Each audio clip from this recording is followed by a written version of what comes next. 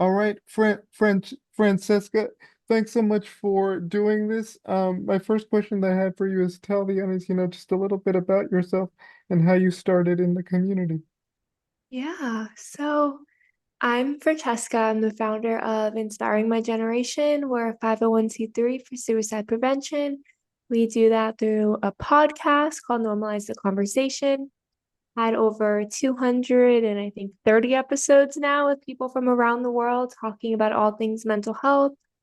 And we have an encouragement card program. We've done over 27,500 handmade cards to patients hospitalized in psychiatric units with four of our facilities.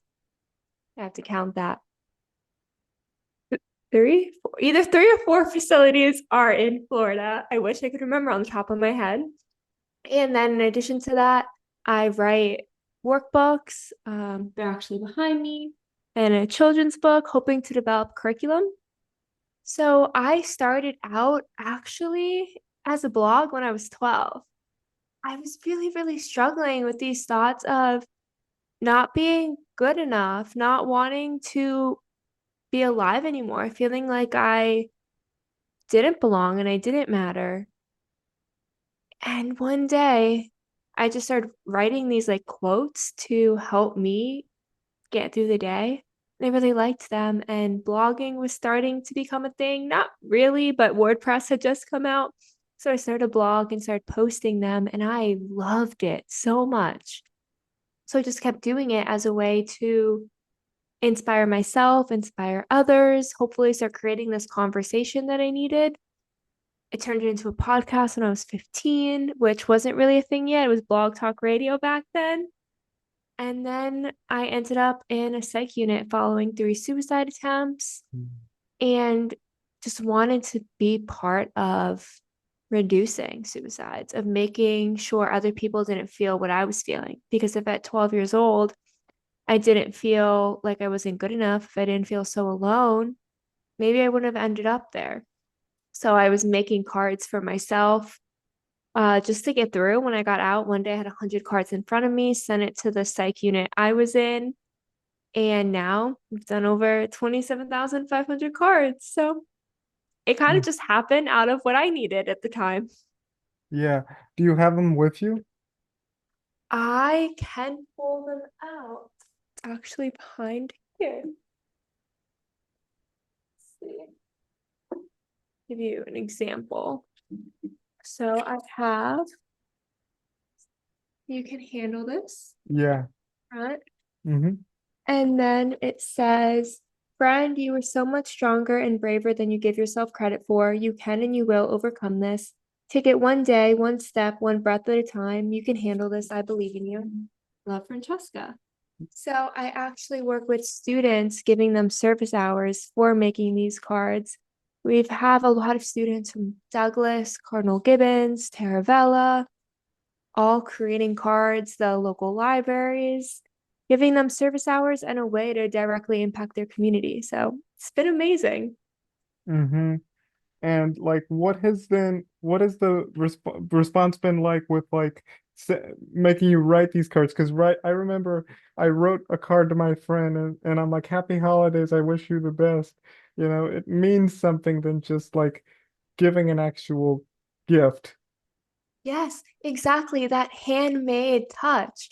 I actually have this thing personally where whenever I feel very grateful to my friends for doing something for me, or I just want to give them a reminder, I make a handmade card because it does make a difference, right? It's that extra piece of care. Someone made the time to make sure that I received this. And that's what I bring to these cards. And a lot of times people in the psych units, they have attempted to end their life or they're at critical risk of ending their life within the next 72 hours. So that handmade component that really makes you feel like someone out there genuinely cares can be the difference between today being the end and I'm gonna take one step into tomorrow. Mm-hmm. Because I remember I saw a video one time and it's about this girl. her routine. She gets up out of bed, she does exercises, she does all this, and then suddenly she gets hit by a car. And then so the video explains if you had one day in your life and you had 9 hours to do whatever you want, what would you do? Of course, she didn't have 9 hours. It turned out that she was mixed up with another patient of hers. But the message was clear. If you have one day in your life that you that you can't really do anything, you just have to spend it wisely. Spend time wisely. Yeah. How can you show up for yourself in that time? And hopefully, showing up for yourself also, at least for me, looks like showing up for others as well and being able to be part of a positive impact in the world. Let's talk a little bit about your public speaking. So what is that like? Oh, that's one of my favorite things to do, actually. So I started public speaking 2022, I believe. I really just wanted to start sharing my story, and I loved doing the podcast and I loved talking with people one on one. And then one day someone asked me if I would share it in front of a group of people. And it became very interactive, creating conversations among other people. And I got to really see the impact of it. So now I travel around the continent and share my story, share critical tools that I've learned, get people making encouragement cards, teaching them how to have conversations with loved ones. And they're always very interactive. They're always a way to get not just me lecturing at you, but getting you talking with the people in the room around you and getting comfortable being part of a conversation and giving hope and validation and support and awareness and love to a complete stranger. So this year, I keynoted a conference at Eastern Illinois University, which was super fun. And oh, 2 weeks from now, I believe, 2 weeks to the day, actually, I'll be keynoting NAMI Florida's conference. I spoke at a welcome reception at the Capitol earlier this year, doing a panel for Born on Purpose in about a month. So I'm very, very excited and grateful that people want to hear my voice and hear my story. Mm-hmm. And a minute ago you said that you have a podcast as well. Yeah. Because I remember seeing one of your clips and you featured Lily Thorpe. I actually talked to Lily Thorpe earlier, and she talked about sort of the complexities with like eating disorders and body positivity. So, like, what was it like, not just to interview with her, but like with other guests that you've had? It's so amazing every time to me how much I learn, right? Whether it's a mental health professional, the creative resource, a individual lived experience, or a family member of someone with lived experience. I learn so much from them, just a different perspective or a different way that maybe it seems like our stories are so similar, yet the experience of it was so different. And you really get to see humanity behind each person and the impact of creating space. It's the greatest blessing to do the podcast. It's something I am so deeply grateful for. I had an episode that I recorded yesterday, and it was with a sports psychologist. And she just really, it took a lot of processing afterwards because she said something no one had ever said to me before. And I was like 4 years into this, degree into this, years of advocacy into this, and I'm still learning new tools, new techniques, new perspectives every day. Mm-hmm. And I gotta check it out, but if you need a guest, you know where to find me. You are welcome anytime. We can schedule this next. Yeah, we'll schedule it after this recording. So my next question is like, what have you learned in doing this kind of work, both the public speaking and making cards for people? What effect does that have? I've learned that it's so simple to make a difference, right? We think it has to be these big gestures all the time, but it doesn't.